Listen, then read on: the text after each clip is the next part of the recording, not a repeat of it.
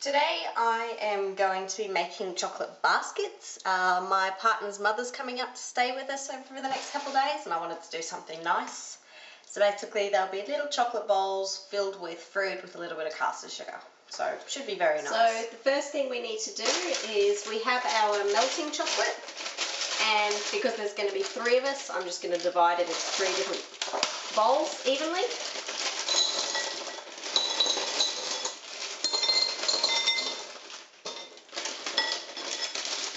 Very rough. We're probably not going to use anywhere near this much chocolate, but I have it, so I may as well use it. Now, for the mould, I don't actually have any little bowls, so I'm actually going to be using the backs of my large glasses here. So they'll make fairly tall but small bowls. So, and basically we're just now going to melt, we'll do one at a time, but melt the chocolate. And then I'll be putting it out onto a non-stick baking paper. Okay, so we have melted our first batch of chocolate, and we want it so it can be poured nicely, but it still has some stick to it, so it's not runny like water. Basically, pour that onto the non-stick baking paper. Just plop it down there. Yes, this is a lot of chocolate, but hey, who doesn't like chocolate? And then just smear it out into a nice circle. Now, if you don't have one of these spatulas, just a plain edge knife will do. That's what I was using for the longest time before I bought one of these from, it was Kitchenware Direct, which was very nice. So just smear it around. Doo-ba-doo-ba-doo. You don't want it too thick in the centre, but you don't want it too thin either, otherwise you'll risk cracking it later on.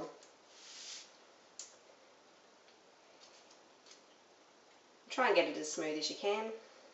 It's not critical. I'm actually going to put a pattern in it. So what do I want to do?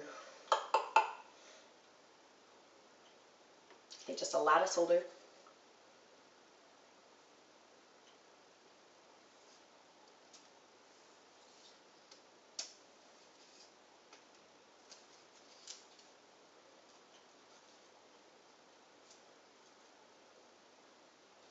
It's supposed to be a basket after all. So the chocolate in this state is very easily worked. It hasn't been tempered, which is a form of chocolate working which you use to make decorations and stuff. You can temper it if you want. I'm bothered because I'm just working it as it is. So I'll show you. I'll try and get out of the light a little bit. This is what it looks like. And now, while it's still easily moulded, take one of your cups and just be careful because it is quite heavy. You will probably get some run, that is not a problem. And just, whoa, hello. I'm going to lose the lattice pattern, but that's alright. Bring it around and just start crunching it in a bit.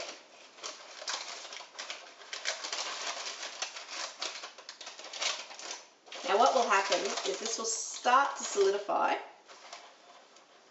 And when it does, crunch that in, you'll be able to take your paper off. It will be a fun job trying to do so, but we will give it our best shot. Good chocolate.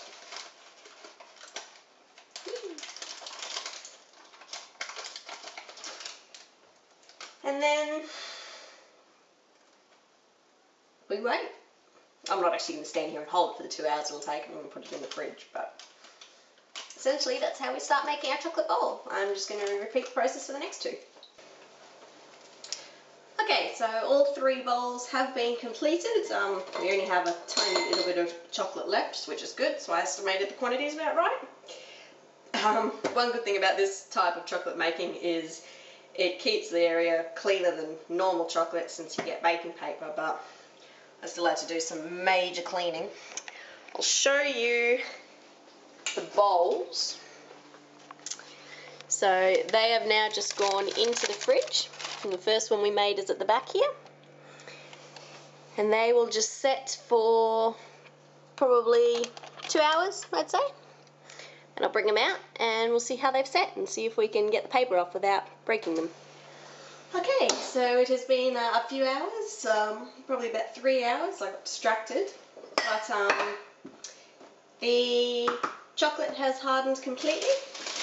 So if we just lift them off the cups, they've just stuck to the... Now you have to work quickly with these because they do start to melt. Gently and quickly lift out the baking paper and then you go. Very simple. Little chocolate basket. You may have situations where you scrunched it too tightly and so the paper's stuck, like that one. So you may have fun trying to get them out. And this one I think I completely folded it in. Practice makes perfect with these. Yeah. These bowls are not going to be completely sealed, but they will do.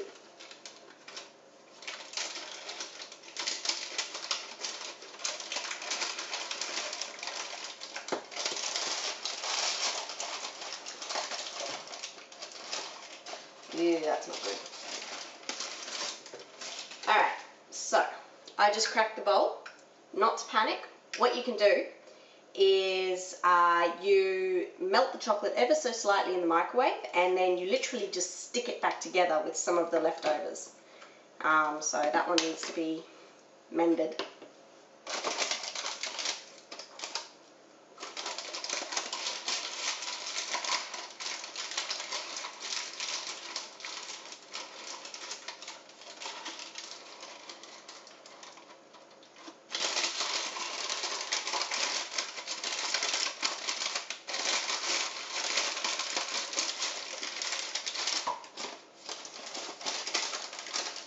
The problem with living in Queensland is it's so hot and sticky. You literally have to do this in seconds. Ah! Wow, that one really did get stuck in there. Right. So, mending time.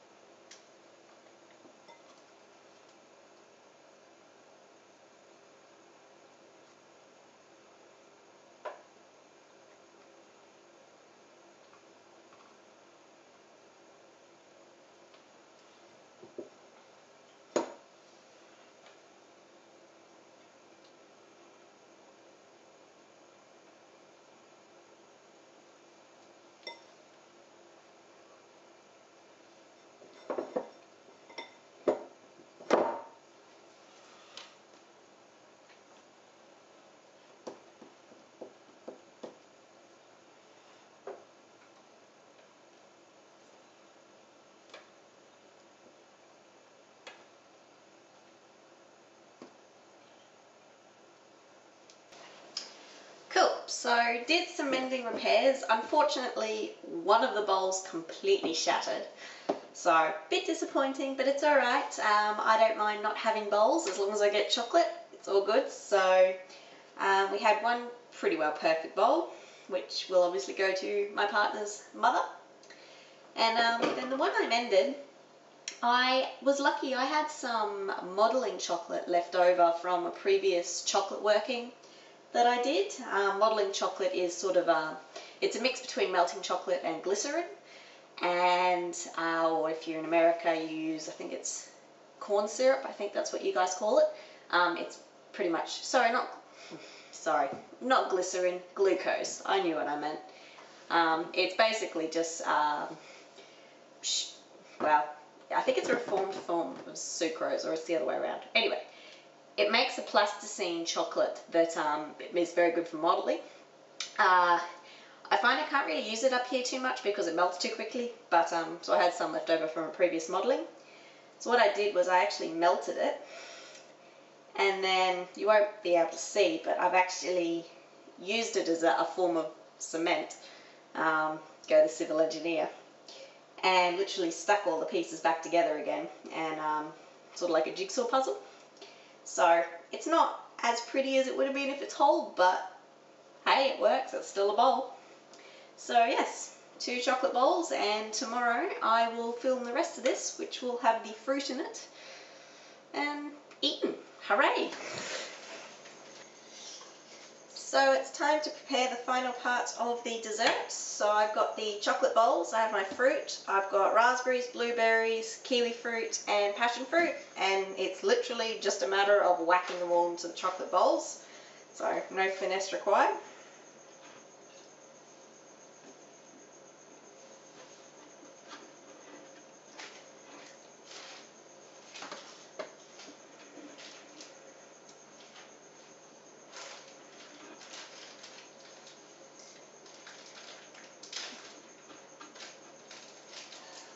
So I'm just starting off with the kiwi fruit, then going raspberries because they're a little bit tartar. Probably won't put quite as many of them in because they do have a bit of a kick to them.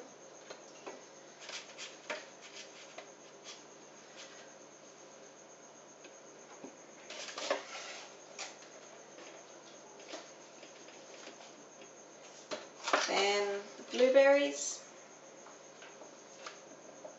And you put a few of them in. They mostly there for colour, not necessarily the. I know a lot of people like the flavour. I'm not a huge fan of blueberries. And then the passion fruit, which I'll need to use. Just scoop that out and over.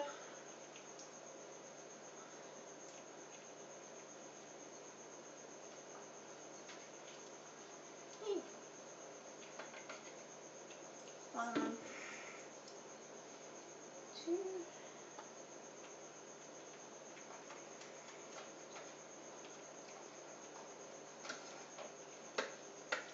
So I learnt the other day that the best way to tell if a passion fruit is ready is the skin will actually be nice and wrinkled.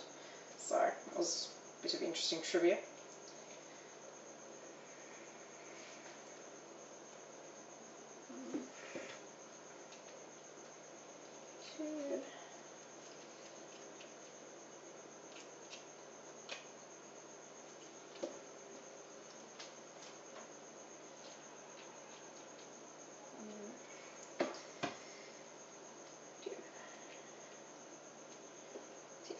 And then finally will just be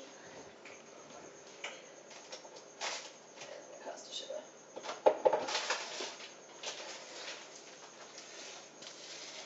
Finally, the last little bit will just be a little bit of caster sugar over the top, just to give a little bit of sweetening to the little bit of bitterness of the fruit. So not too much, just a teeny weeny little bit.